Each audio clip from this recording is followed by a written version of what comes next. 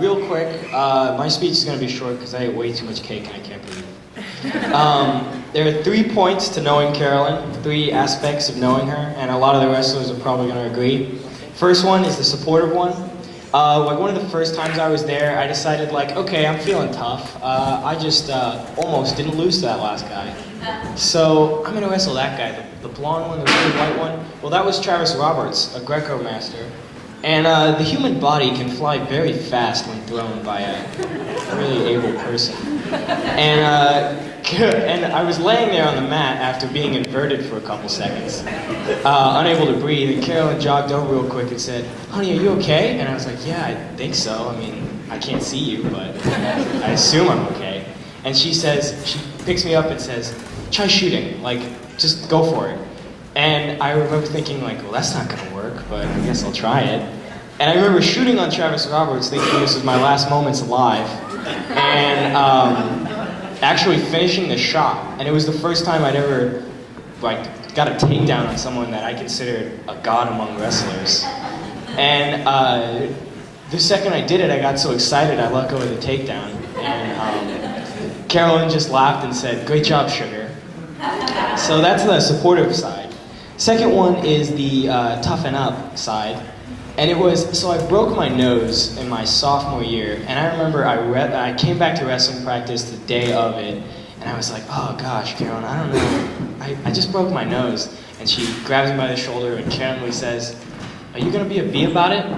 Or are you gonna man up and wrestle?" And I remember thinking, I'm not gonna be a bee about it.